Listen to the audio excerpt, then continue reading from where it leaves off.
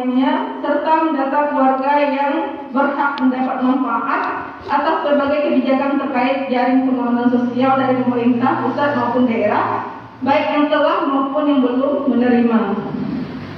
Kemudian mengidentifikasi fasilitas desa yang bisa dijadikan sebagai ruang isolasi. Yang keempat, melakukan penyemprotan disinfektan, menyediakan tempat cuci tangan, pembersih tangan di tempat umum. 5. Menyediakan alat kesehatan untuk deteksi dini, perlindungan serta pencegahan penyebaran wabah virus COVID-19. Yang keenam, menyediakan informasi penting terkait dengan penanganan COVID seperti nomor telepon rumah sakit rujukan, nomor telepon ambulan, dan lain-lain. Yang ketujuh, melakukan deteksi dini penyebaran COVID dengan cara pencatatan tamu yang masuk ke desa, pencatatan keluar masuk warga desa ke tempat atau ke daerah lain, pendataan warga desa yang baru datang dari rantau atau luar negeri gitu. Kemudian pemantauan perkembangan orang dalam pantauan. Selanjutnya adalah mendirikan pos jaga gerbang desa 24 jam. Terakhir adalah memastikan tidak ada kegiatan warga berkumpul, kerumunan banyak orang seperti pengajian, pernikahan, tontonan, hiburan massa, hajatan, dan kegiatan silpa lainnya. Nah, kemudian bekerjasama dengan rumah sakit rujukan atau puskesmas, penyiapan ruang isolasi desa, dan membantu penyiapan logistik pada warga yang masuk ruang isolasi. Nah, itu tugas relawan COVID desa berdasarkan Permendes 14 dan 13 tahun 2020. Nah, berhubung sekarang kita diwajibkan untuk melakukan pelaksanaan pembatasan kegiatan masyarakat berbasis mikro atau PPKM. Nah, untuk penerapan pembatasan kegiatan masyarakat level mikro itu harus dibentuk yang namanya posko dusun.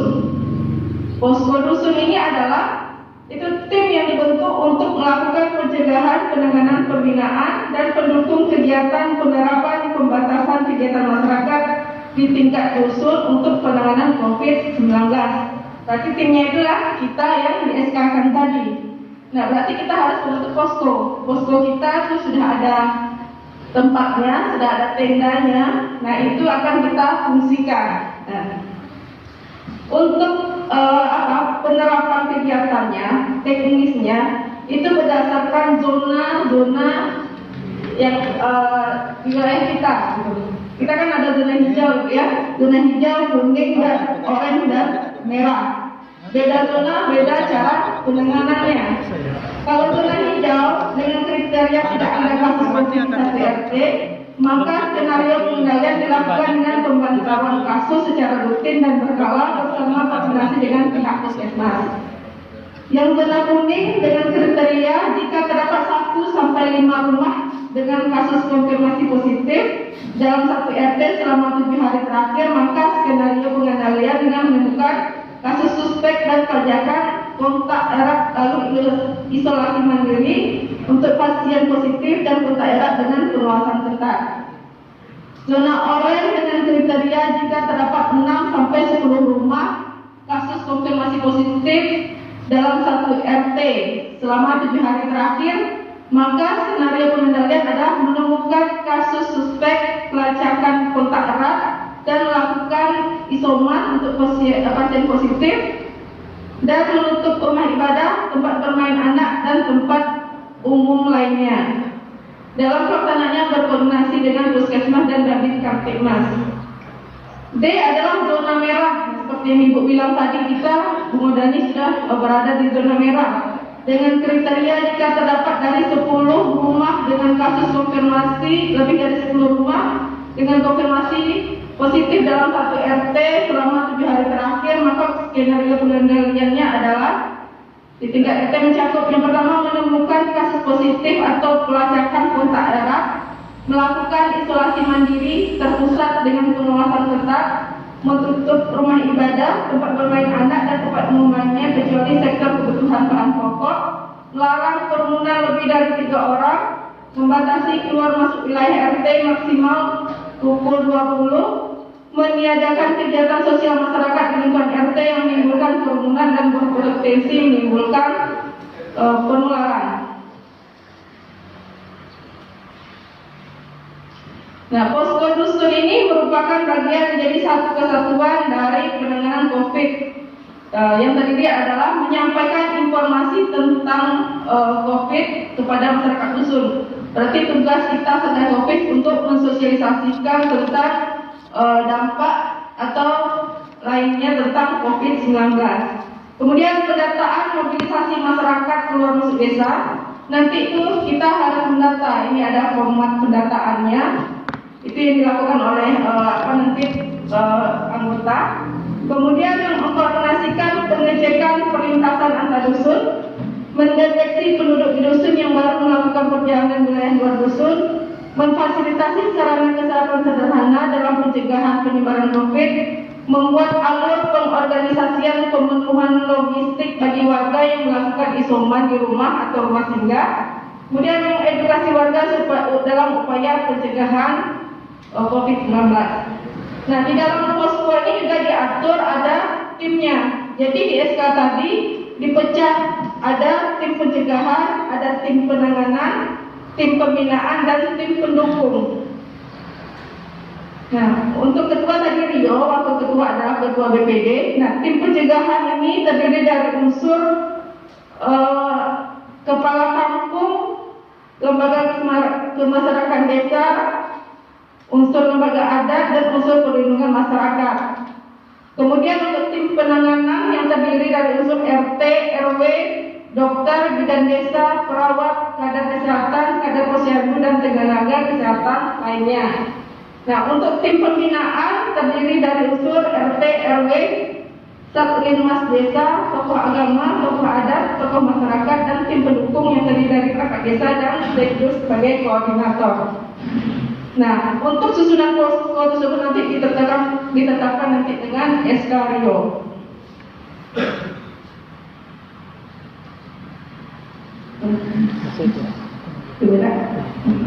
Saya langsung ke tugas. Mungkin akan disambung langsung oleh rekan saya. Baik, bismillahirrahmanirrahim. Assalamualaikum warahmatullahi wabarakatuh.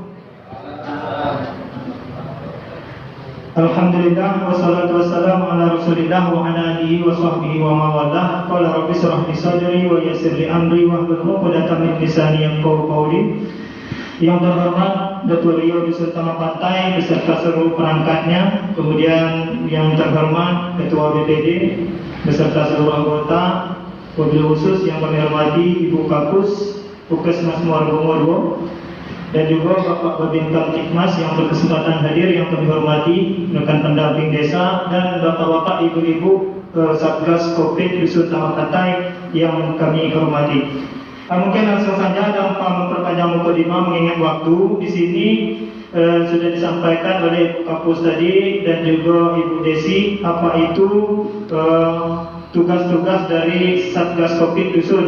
Namun di sini saya akan menyampaikan tentang tugas fungsi dan tugas pokok daripada posko. Tadi sudah disampaikan bahwa posko kita sudah ada, namun sekarang masih jadi area parkir. Nah, setelah ini kami mohon kepada kita semua Satgas COVID, kita aktifkan dan kita fungsikan posko kita. Memang kita bikin jadwal pikirnya dari Rio. Jangan jadi parkir lagi. Memang kita aktifkan ya, bikin jadwal piket hari Senin sampai dengan hari Sabtu atau Jumat lah, sesuai dengan kesepakatan kita. Bikin jadwal siapa yang piket setiap hari. Apa tugasnya? Di sini ada formulir pendataan, nanti akan kita print, kita perbanyak, dan setiap hari akan diberikan kepada petugas-petugas yang piket di posko kita. Apa saja tugasnya? Kita bertugas dalam pencegahan dan juga penanganan COVID yang ada di dalam dusun kita. Di dalam pencegahan itu ada formulir yang harus kita isi. Yang pertama, kita harus mensosialisasi tentang COVID-19 kepada warga, seluruh warga Dusun Talang Pantai. Nah, ini sudah kita laksanakan, yaitu sosialisasi pada hari ini merupakan salah satu pencegahan yang kita laksanakan. Dan juga nanti setelah ini akan kita lakukan sosialisasi kepada seluruh warga di setiap daerah atau RT atau kampung yang ada di Dusun Tengah Pantai. Kemudian ada namanya pendataan warga. Tadi juga disampaikan ada pendataan warga. Di sini ada formulir pendataan. Nih, banyak yang ditanyakan. Setiap warga itu didata oleh kepala kampung sesuai apa yang disampaikan tadi untuk pendata, yaitu ada 10 pertanyaan. Mungkin bisa kita baca dan perlu saya baca di sini. Nanti kita print saja, baca dewek ya, karena untuk mengingat waktu kita setelah ini akan turun ke lapangan. Kemudian ada rencana kegiatan pencegahan COVID tentang penyemprotan disinfektan itu disemprot di wilayah seluruh tempat umum dan di rumah pasien isolasi atau di wilayah rumah pasien isolasi itu sudah dianggarkan yang namanya anggaran penyemprotan. Itu boleh kita semprot setelah ini kalau ada pasien yang isolasi mandiri di rumah di wilayah Dusun Tengah Pantai. Kemudian pengadaan masker ini sudah ada anggarannya. Kalau bisa nanti sekalian kita sosialisasi, kita langsung menyerahkan masker kepada masyarakat sebagai bentuk pencegahan dari COVID-19 di Dusun Tengah Pantai. Kemudian menyediakan alat cuci tangan sudah ada di tempat-tempat umum, di kantor Rio, di puskesdes sudah kita sediakan. Kemudian pembentukan posko sudah ada, tinggal lagi kita pasang meja, pasang kursi dan tempel daftar tiketnya. Untuk pencegahan. Kemudian ada untuk penanganan. Nah, ini ada formulir untuk penanganan. Setiap RT itu wajib memiliki atau memegang formulir ini, karena setiap warga yang terjangkit COVID itu akan kita data oleh Satgas. Apa yang kita tanyakan? Ini ada formatnya di sini. Kita tanyakan, kita datangi rumah pasien tersebut, apakah dia dalam keadaan demam. Ini ada kalau dia dicentren dia, kalau tidak dicentren tidak, apakah dia batuk, centren iya atau tidak, sakit tenggorokan, centren iya atau tidak, perlu pilek, sakit kepala, ini semuanya ada. Tinggal lagi kita bawa ke rumah pasien. Kalau memang ada pasien yang terjangkit, kita data semua, jangan terlewatkan. Nah, setelah itu hasil dari pendataan itu, maka pasien ini diswab dan hasilnya positif, maka dia harus isolasi.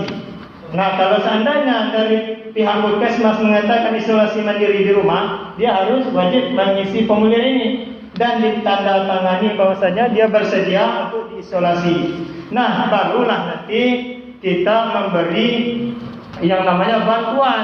Tak boleh kita data ini tidak ada, kita kasih bantuan. Nah, setelah didata semuanya, barulah bantuan apa yang akan kita berikan kepada pasien yang isolasi mandiri di wilayah kita masing-masing. Ya kan, apakah berbentuk vitamin, obat-obatan, bahan makan pokok dan lain sebagainya, itu perlu dibiayai oleh desa melalui anggaran 8% pencegahan COVID. Dan juga ada data formulir pendataan kontak. Ini ada siapa yang kontak terhadap pasien. Ini semuanya didata. Ada formulirnya, akan kita bawa, akan kita bagi kepada Satgas COVID. Jadi mohon kepada kita semua untuk mengaktifkan kembali posko kita, jangan jadi area parkir. Kemudian ada format pembinaan. Tadi disampaikan ada tim pembinaan. Ini ada format pembinaan. Jadi Satgas COVID itu setiap hari standby di posko. Ketika ada warga yang keluar masuk rumah atau berkeliaran di wilayah kita tidak memakai masker, harus kita data dan kita kasih pembinaan. Kenapa? Sebab tidak pakai masker, dan kita kasih masker kepada orang yang bersangkutan dan beri penjelasan bahwa pemakai masker ini adalah salah satu bentuk pemutusan mata rantai COVID. Nah, ini kita kasih pemahaman kepada orang yang bersangkutan yang tidak mengikuti protokol kesehatan. Kemudian pemantauan kegiatan ini akan diisi oleh Detorio atau BPD, kegiatan apa saja yang sudah terlaksana. Mungkin itu saja yang dapat saya sampaikan untuk meningkat waktu. Nanti akan kita tindak lanjut di lapangan. Setelah ini kita sudah pegang SK, posko akan kita aktifkan dan formulir akan kita perbanyak dan kita bikin jadwal tiketnya. Mungkin itu saja, kurang lebih mohon maaf. Saya akhiri dengan ucapan billahi taufiq wal hidayah. Assalamualaikum warahmatullahi wabarakatuh. Yang bawa acaranya mana? Yang bawa acara hilang. Cuma yang malah dengar, apa boleh? Kira ada yang ditanyakan, mungkin sambil menunggu sekdos atau pembawa acara kita, mungkin ada yang keliru, ada yang tidak paham, ada yang ingin ditanyakan, silakan ditanyakan. Nanti kalau seandainya bisa dijawab oleh Ibu Kampus, nanti akan dijawab oleh Ibu Kampus. Mana yang bisa dijawab oleh kami selaku pendamping akan kami jawab. Terima kasih, kami persilakan.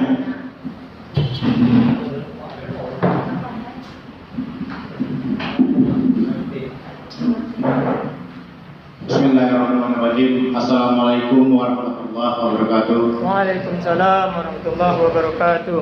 Saya langsung saja memberikan waktu. Tadi Bapak pendamping mengatakan kita akan mengadakan posko di depan kantor ini, karena sekarang ada efektif menjadi parkir motor. Untuk kedepannya akan kita aktifkan kembali dan harus ada yang standby tim satgas di situ. Tadi ada beberapa seperti pertanyaan pada saya dari tim satgas juga mengatakan ini kerja kita apa? Terus macam mana? Apa fasilitasnya? Terus macam mana transportasinya? Terus saya jawab, nantilah pas di forum kita tanyakan kepada Datorio ataupun Pemdus yang lebih mengetahuinya. Terus masalah masker itu sangat wajib karena itu salah satu cara yang lebih gampang untuk kita pakai ketimbang hand sanitizer. Sedangkan di sini kita harus wajib, kita kan di depan pintu gedung ini tidak menjadi agan. Tak mungkin kita masuk ke sini langsung ke situ. Sebenarnya di situ ada, ya kan, cuci tangan sama hand sanitizer. Sedangkan itu tidak terlaksana. Jadinya terus ada juga tadi yang mengatakan Iko berapa lama katanya tugas itu, apakah dalam tahun itu lah, apakah berkelanjutan jangka panjang?